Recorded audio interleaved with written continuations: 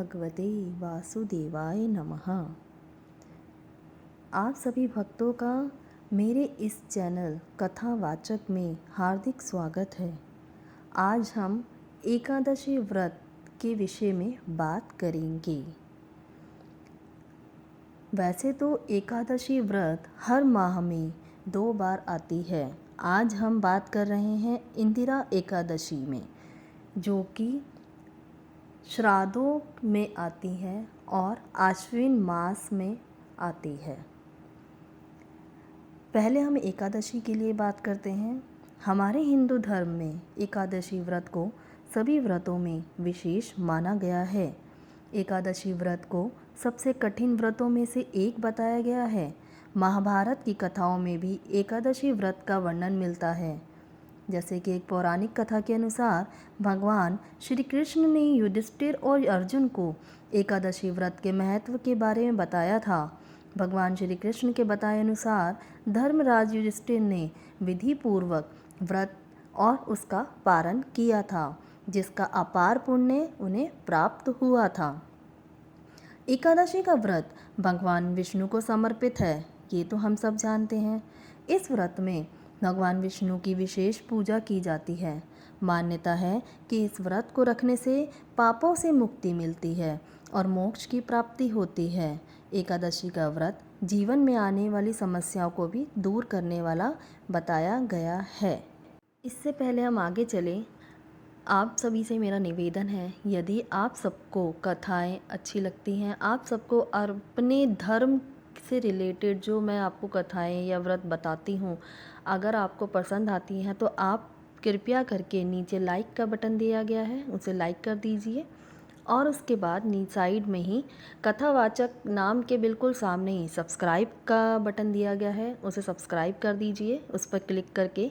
और उसके साथ ही एक घंटी का भी आइकन बना होगा, आप उसके ऊपर भी एक क्लिक कर दीजिए और क्लिक करने के बाद ऑल पे भी क्लिक कर दीजिएगा। इससे ये होगा कि मैं जब भी अपनी कोई भी नई वीडियो, कोई भी कथा के बारे में आपको बताऊंगी, तो वो सबसे पहले आपके पास नोटिफिकेशन जाएगा। मतलब आपको ढूंढने की ज़रूरत नहीं पड़ेगी कि दूसरी कथा कब आ रही है या कौन सी आ रही है। जब भी मैं अपलोड करूंगी यहाँ पे वीडियो, आपको अपने आप ही पता चल जाएगा। अब हम आगे की बात करते हैं। इसमें हम, जैसे कि हमने आपको बताया कि हम आज बात कर रहे हैं इंदिरा एकादशी की, जो कि आश्विन कृष्ण पक्ष की एकादशी को मनाया जाता है। इस एकादशी व्रत को इसलिए इसे इंदिरा एकादशी व्रत कहते हैं, क्योंकि ये श्राद्धों में आती है और इसीलिए इसी का बहुत ही मेन महत्व भी है। बहुत ही महत्वपूर्ण व्रत है ये। वैसे तो धार्मिक मान्यताओं के अनुसार इंदिरा एकादशी का व्रत सभी घरों में करना चाहिए। जो भी व्यक्ति इंदिरा एकादशी का व्रत रखता है और उस व्रत के पुण्य को अपने पितरों को समर्पित कर देता है, वो इससे अपने पितरों को लाभ देता है। जो उनके पितर हैं उनको इससे बहुत लाभ होता है। जो पितर यमलोक में यमराज का दंड भोग रहे होते हैं, उनको इंदिरा एकादशी व्रत के प्रभाव से मोक्ष की प्राप्ति हो जाती है। ऐसा करने से आपके पितर नरक लोक के कष्ट से मुक्त हो जाते हैं और उनको श्री हरि विष्णु के चरणों में स्नान मिलता है। इससे प्रसन्न होकर पितर सुख, समृद्धि, वंश वृद्धि, उन्नति आदि का आशीर्वाद देते हैं।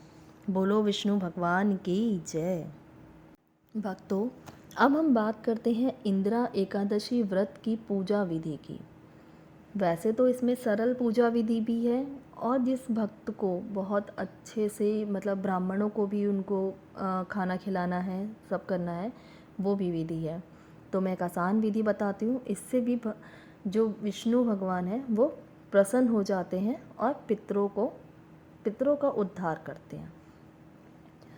इस दिन जब भी आप व्रत रखें तो सुबह पवित्र होकर शालिग्राम को पंचामृत से स्नान कराकर वस्त्र पहनाएं, फिर उन्हें भोग लगाएं तथा पूजा आरती करें। पंचामृत वितरण का शालिग्राम पर तुलसी अवश्य चढ़ानी चाहिए। इस प्रकार जो भी व्रत को करते हैं वे करोड़ों पितरों का उद्धार कर स्वयं स्वर्गलोक को जाते हैं।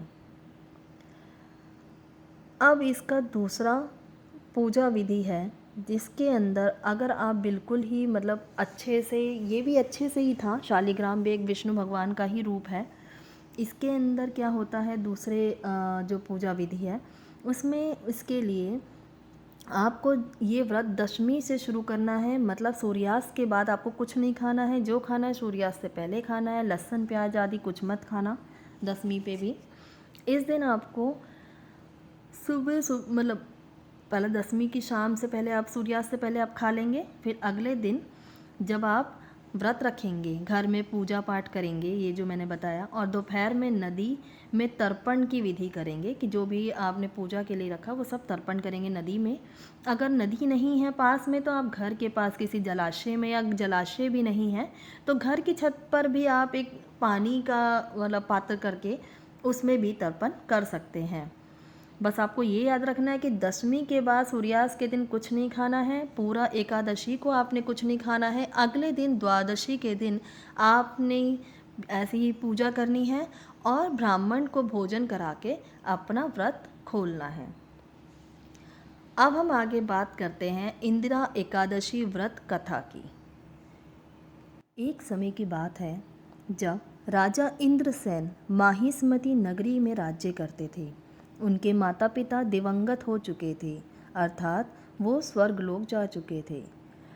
अकस्मात एक दिन उन्हें स्वप्न आया कि तुम्हारे माता पिता यमलोक में कष्ट भोग रहे हैं।